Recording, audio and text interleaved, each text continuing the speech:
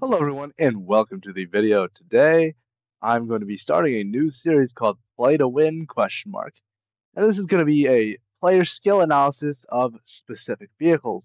So pretty much how this works is I'm going to choose a vehicle every so often whenever I do a video like this, and I'm going to analyze how skilled the player of that vehicle probably is based off of its stats and how skilled you have to be to perform well slash are seen as from the players on the outside.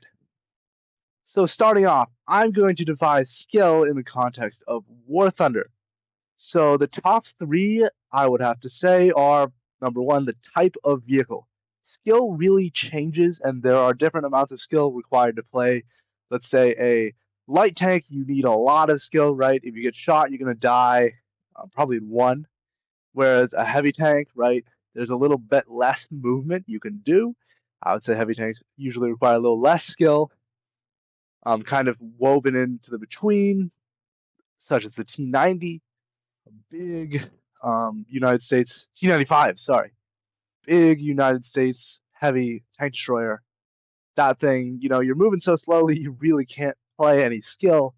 You just got a big gun, big armor, you shoot the enemy, that's your job. Whereas, like, a light tank, you got to run around, not get shot, and shoot people when they don't see you. So that's a big part of skill. Number two, equipped armament. This kind of goes along with the heavy tank versus light tank an analogy that I just made. If you have a really, really banger gun, you're going to require less skill than if you have a horrible gun. And depends on how quick you reload, slash whether it's an autocannon or missiles. That definitely matters. And number three is going to be your armor, or extensive protection in this case, which kind of fits in with the light and heavy again. If you have a lot of armor or really effective armor, that's going to make it so you need less skill to perform well.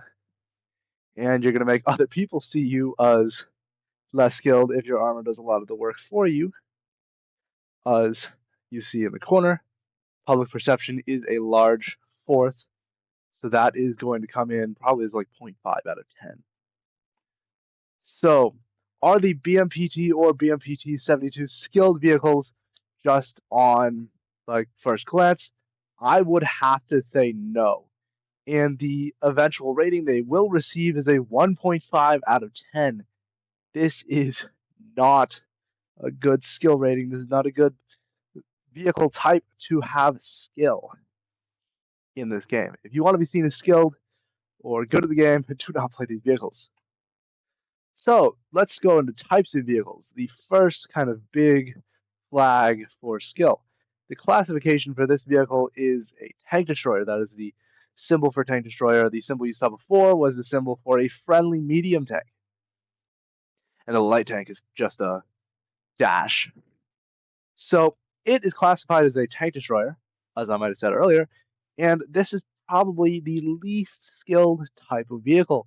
It shares this classification with things like the previously mentioned T95, the Jagdtiger, it's 6.7, and the Ho-Rai prototype also at 6.7.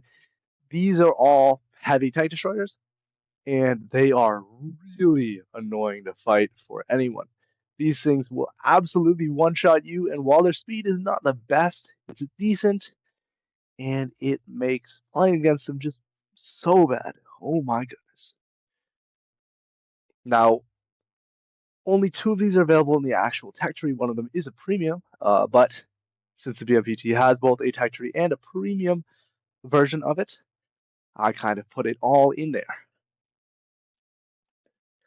Now, armament, the both BMPT and the BMPT PT-72 come with two 30mm autocannons and four ATGMs, or anti-tank guided missiles, if you guys don't know what that stands for. Now, they lack a standard cannon, like you might see on an Abrams or a Leopard or T90.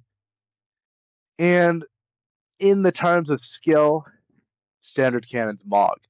Having that reload you have to account for, and having a good but pretty standard for a reason, lots of tanks have them, gun is a very skillful thing to have, right? You have to beat someone who has a similar thing than you. Whereas something like this with ATGMs and an autocannon, you have a lot of leeway. ATGMs can take out your heavy tanks pretty easily, and your autocannon will shred through light tanks, which the standard cannon might struggle with both. So that's definitely dropping your skill rating right here. Standard cannons, Mog. Extent of protection. The BMPT is taking a big hit from this one.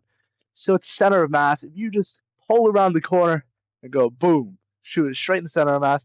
And I'm not counting the turret or the above section because both of those, the BMPT has what's called a crewless turret, which I guess kind of, I'll talk about this in here, but it means that if you shoot the turret, you're not really going to do anything. It's intended not to take damage from that, which in War Thunder is very effective.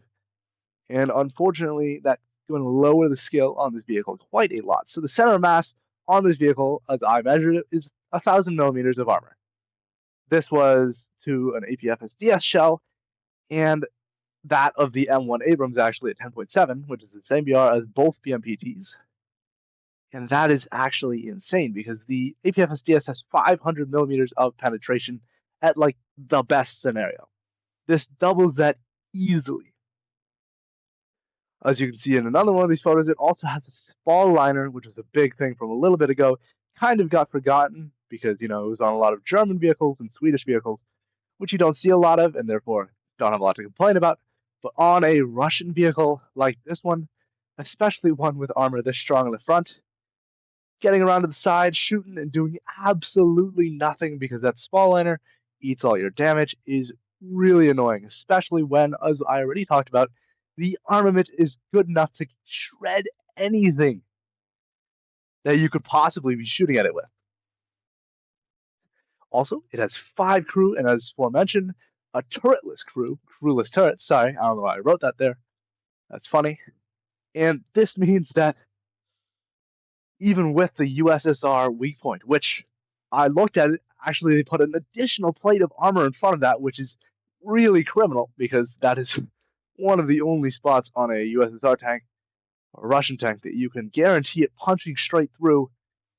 They have added extra armor. It does lack the spall liner, which I'm very happy about, but this extra armor makes damage honestly horrible. As you guys can see from this photo, I shot it with the 10.7 Abrams APFSDS, the highest APFSDS you could get, and I was able to kill the driver and injure the guys to his sides. That's 1 out of the 5 crew and the engine in this case, or maybe even the radiator only, which is really not going to put this vehicle out of commission at all. This thing is going to continue shooting you, and in actual matches, I've never hit the shot. I'm always aiming for it, and I've never hit the shot. They've been ruining my recording over the last few days, which I might be a little biased on this one. Russian mains, let me know if you guys play this vehicle, what its weaknesses are. I'm really interested because I have not spent a single cent on this game. So just kind of recognize the bias there. I'm not perfectly objective. So in the end, this vehicle is coming out on the not skilled end by far, a 1.5 out of 10 on the skilled vehicles. In my opinion, I had a friend who played War Thunder, who played Italian vehicles, and honestly, I would put him on the high skill level, even though he might not put himself there, because his tanks just, couldn't take the shots that my tanks could, even on America.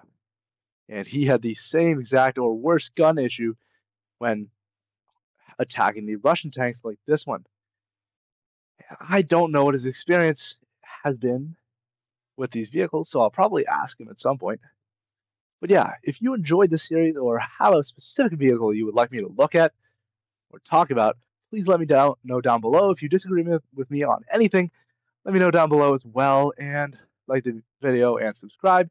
If you want to see more like this, or honestly, even revisions, I would really appreciate any kind of thing like that. So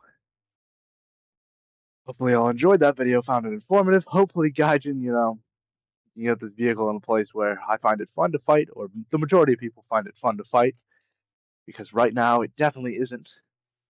And yeah, thanks for watching, guys. I really appreciate the support. Got a 3D. Peace out.